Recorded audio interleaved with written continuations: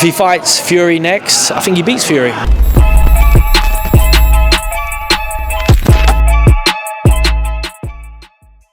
This is Jonathan Agger of Pro Boxing Fans, joined by former world champion George Groves. George, straight into this because I know you've got to go. You fought Chris Eubank Jr. I don't know if you sparred Liam Smith, but how do you see the fight going?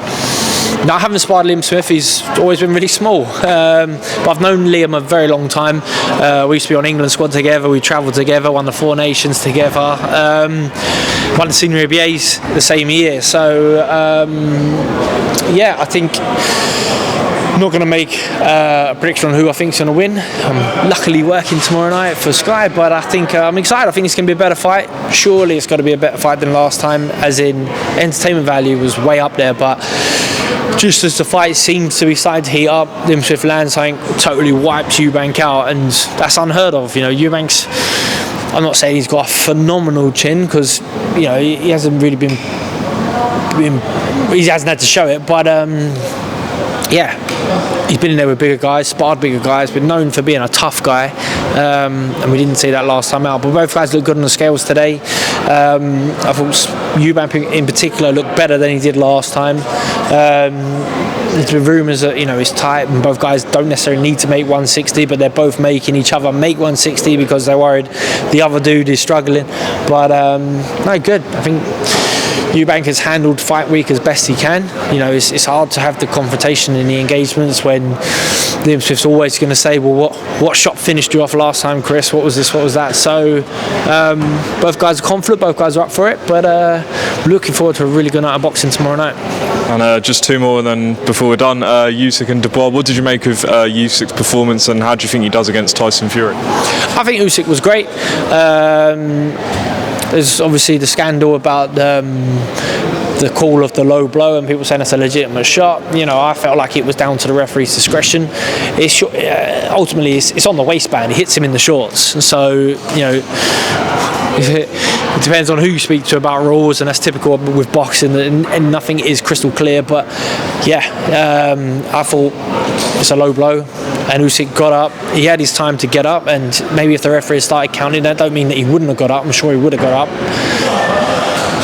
But another good clinical performance from Usyk. I don't think it was his best. I don't think he looked in as good a shape as he did against Joshua, but still, he won the vast majority of the rounds. I think he dropped round 6 for me, but other than that, very good.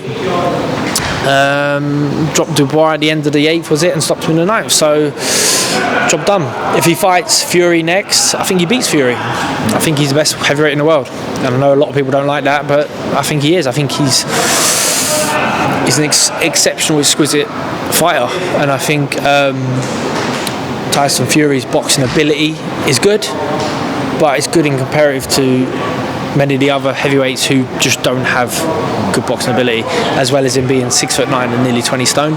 But I think Usyk will have the ability to nullify those advantages and get a win. Last one, I wondered if you could answer this as an ex-fighter and someone who's probably worthy of giving their opinion, when Tony Bellew comes out and says, look, Dubois quit in there, and, you know, that's the second time that's happened. How do you look at it as someone, you know, who's been in the ring before? Yeah, I mean, no fighter likes to call another fighter a quitter. I've had people call me a quitter before, and I bit back, you know, so no one likes it. But I think Dubois did throw the towel in himself that night. Probably could have got up and gone again, but knew it's against him. It ain't going to happen for him, and didn't want to go out on his shield. You know, the first time to do something's the hardest. You know, and you know he pulled himself out against